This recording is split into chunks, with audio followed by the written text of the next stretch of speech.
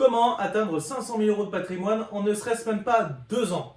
Bonjour à vous les investisseurs immobiliers, j'espère que vous allez bien. On se retrouve dans cette vidéo pour vous donner donc des astuces sur comment se développer un patrimoine immobilier de 500 000 euros, donc un demi-million d'euros en ne serait-ce même pas 2 ans. Alors pour ceux qui ne me connaissent pas encore, je m'appelle Charles Noble, je suis consultant en investissement immobilier mais avant tout investisseur et je vais donc profiter de mon expérience personnelle pour vous donner des conseils sur comment se développer un patrimoine immobilier assez conséquent et surtout rapidement. Alors comme vous le savez, investir dans l'immobilier, une fois qu'on a la méthode, une fois qu'on connaît tout du cheminement de l'investissement immobilier, que ce soit l'achat-revente ou locatif, il y a vraiment une seule barrière qu'on ne peut entre guillemets pas contrôler, c'est bien celle des banques et celle du banquier. Sans financement, impossible de continuer à investir dans l'immobilier. Si vous avez votre banquier dans votre poche, à ce moment-là, il sera possible d'investir dans l'immobilier de façon pérenne et rapide. Donc commençons, lorsque vous souhaiterez donc investir dans l'immobilier, vous partirez sur une première opération. Il faudra que cette première opération soit bonne et rentable pour mettre en confiance votre banquier. Si possible, choisissez un banquier qui connaît l'investissement immobilier et qui, plus est, a déjà lui aussi investi.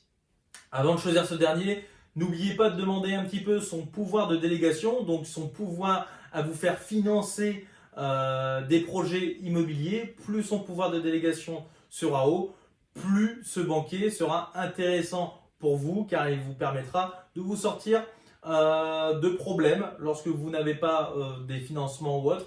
Celui-ci aura un pouvoir qui lui permettra donc de valider vos projets immobiliers.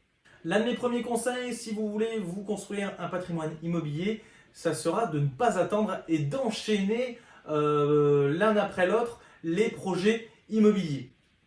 Pourquoi? Premièrement, parce que déjà les banquiers, les conseillers bancaires changent d'agence assez régulièrement et donc si vous attendez à chaque fois un an et demi avant de repartir sur un projet, premièrement vous allez perdre votre conseiller et vous allez donc en avoir un nouveau qui peut-être lui ne connaît pas l'investissement immobilier, vous allez devoir recommencer à zéro ou bien vous serez complètement bloqué.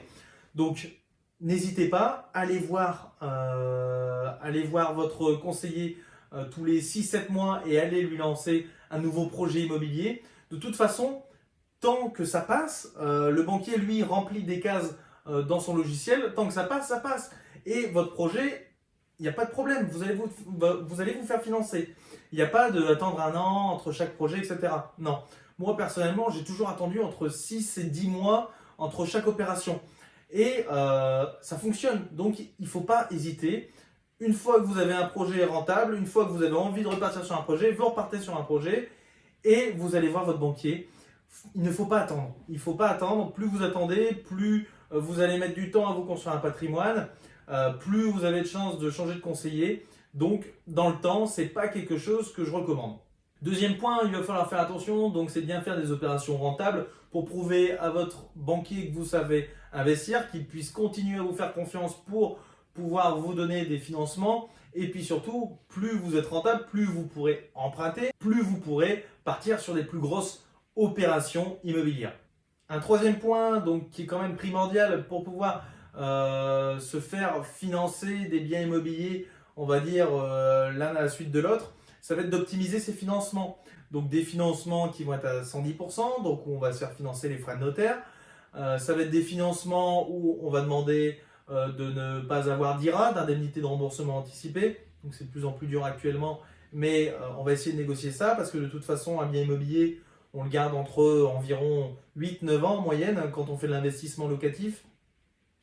Donc on sait qu'on va le revendre avant d'avoir soldé le crédit, donc on va devoir payer des indemnités de remboursement anticipé. Donc on demande de ne pas en payer, on va demander des franchises partielles pour pouvoir se créer une trésorerie, pour pouvoir faire ses travaux sans sortir de l'argent de sa poche. Ça va être aussi de la transférabilité de crédit. Là actuellement on a des taux qui sont tellement faibles, c'est intéressant d'utiliser ça.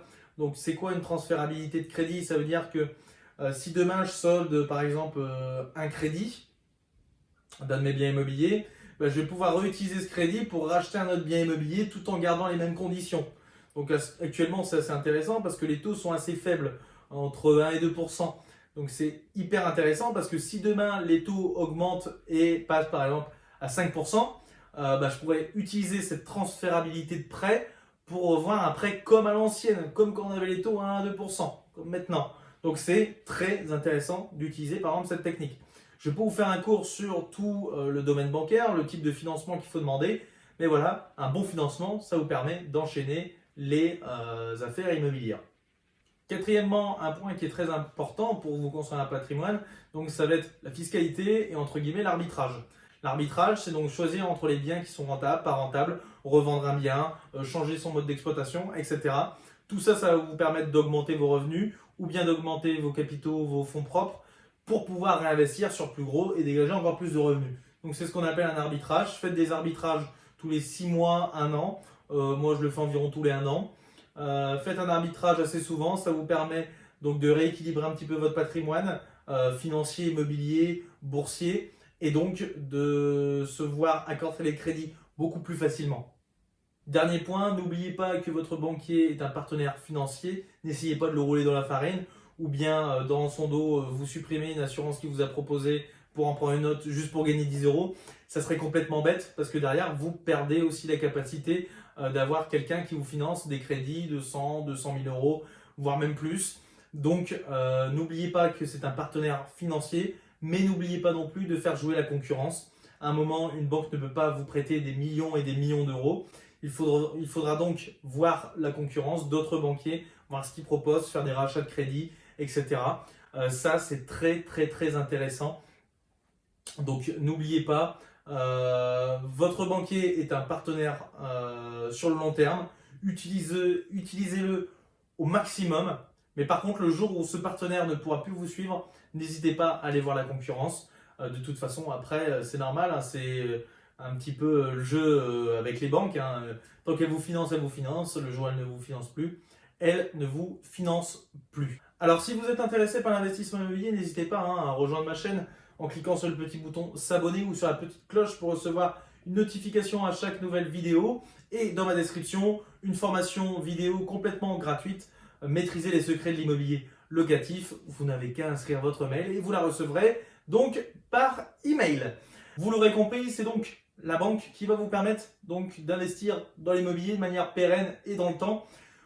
Il faudra donc soigner donc son partenariat avec son banquier. Il faut avoir une situation de bon père de famille, d'avoir des dépenses qui sont normales. Voilà, c'est vraiment le banquier qui va vous permettre de vous financer. Donc, gardez vraiment ce partenaire bancaire, votre banquier comme un partenaire bancaire, car c'est de lui que dépendent vos investissements immobiliers. Vous pouvez avoir la meilleure affaire du monde, si vous ne vous la faites pas financer, comme je le dis si bien, vous n'aurez rien. Voilà, n'oubliez pas ceci, on se retrouve dans une prochaine vidéo. Je vous remercie d'avoir regardé et je vous dis à bientôt.